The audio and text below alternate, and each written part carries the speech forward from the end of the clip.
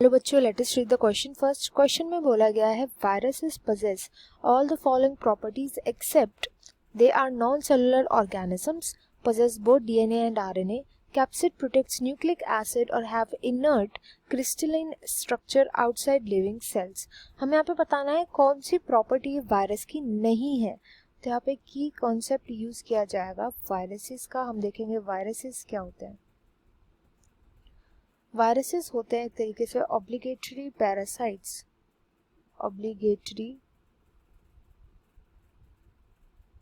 Parasites का मतलब क्या होता है? ऐसे पैरासाइट्स जो किसी होस्ट के अंदर ही केवल सरवाइव कर सकते हैं। जब वो होस्ट के अंदर प्रेजेंट होते हैं तो लिविंग होते हैं, मतलब डिवाइड कर पाते हैं। तो इसलिए वायरसेस को ना लिविंग में कंसीडर किया जाता है, ना ही डेड में, क्योंकि जब ये अपने होस्ट के अंदर प्रेजेंट होते हैं तब तो लिविंग होते हैं, डिवाइड करते हैं। वेरएज़ अगर इनको होस्ट नहीं मिल पाता तो ये होते हैं डेड, मतलब ये डिवाइड नहीं कर पाते।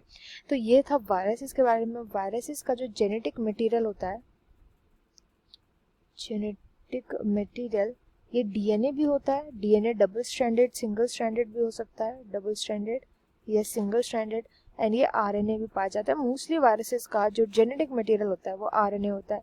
ये भी डबल स्ट्रैंडेड या सिंगल स्ट्रैंडेड प्रेजेंट हो सकता है। अब हम बात करते हैं इन स्टेटमेंट्स की जो यहाँ पे लिखी हुई हैं। फर्स्ट स्टेटमेंट में बोला गया ये नॉन सेलुलर ऑर्गेनिजम्स होते हैं, which is correct. Statement correct है, बट हम यहाँ पे बताना है ऐसी कौन सी प्रॉपर्टी है जो वायरस की नहीं है। नॉन सेलुलर होते हैं। नॉन सेलुलर इसलिए होते हैं क्योंकि इनके पास कोई प्रॉपर सेल प्रेजेंट नहीं होता। इनके पास कोई भी ऐसे ऑर्गेनेल्स प्रेजेंट नहीं होते, साइटोप्लाज्म प्रेजेंट नहीं होता। बस इनके पास एक जेनेटिक मटेरियल प्रेजेंट होता है, प्लस इस जेनेटिक मटेरियल की प्रोटेक्शन के लिए एक इनके पास प्रोटीन का कैप्सूल प्रेजेंट होता है। प्रोटीन का कैप्सूल प्रेजेंट होता है, बस। इसके सिवा इनके पास और कोई मशीनरी ही नहीं होती। तभी तो ये केवल होस्ट के अंदर ही डिवाइड कर पाते हैं, क्योंकि ये होस्ट की मशीनरी को यूज करते हैं डिवाइड करने के लिए। तो इसके अलावा इनके पास कुछ नहीं होता, इसलिए सेलुलर नहीं होते। नेक्स्ट बोला गया है they possess both DNA and RNA and this statement is incorrect. Incorrect statement है, इनके पास या तो डीएनए हो सकता है या आरएनए हो सकता है। इनका जेनेटिक मटेरियल दोनों एक साथ कभी प्रेजेंट नहीं होते। तो यहीं पर एक्सेप्ट बताना था, तो सेकेंड ऑप्शन इसका राइट आंसर हो जाएगा। नेक्स्ट बोला गया है capsid protects nucleic acid which is correct. जो मैं यहाँ पे मैंने बताया प्रोटीन का कैप्सूल इनके पास प्रेजेंट होता है, इसी को कैप्सिड बोला जाता है, प्रोटीन के कैप्सूल को। इसका फंक्शन क्या होता है? प्रोटेक्शन। ये प्रोटेक्ट करके रखता है। न्यूक्लिक एसिड का मतलब होता है जेनेटिक मटेरियल को। नेक्स्ट बोला गया इनर्ट क्रिस्टलाइन स्ट्रक्चर होता है इनका आउटसाइड लिविंग सेल्स। जब ये लिविंग सेल्स या अपने होस्ट के अंदर प्रेजेंट नहीं होते तो इनका स्ट्रक्चर होता है क्रिस्टलाइन। क्रिस्टलाइन स्ट्रक्चर जो होता है बहुत ज़्यादा टाइटली पैक्ड स्ट्रक्चर होता है।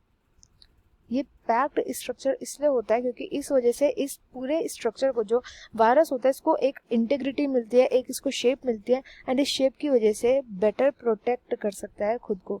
तो थोड़ा सर्वाइव करने के लिए, थोड़े टाइम तक जब तक इसको होस्ट नहीं मिल रहा, आउटसाइड सेल सर्वाइव करने के लिए इसका जो स्ट्रक्चर होता है वो क्रिस्टलाइन स्ट्रक्चर बन जाता है। इनर्ट फॉर्म में रहता है क्योंकि वहाँ पे डिवाइड नहीं कर सकता। तो ये स्टेटमेंट भी एकदम करेक्ट है। इस क्वेश्चन का राइट आंसर हो जाएगा option second, possess both DNA and RNA। I hope you understood it well. Best of luck and thank you.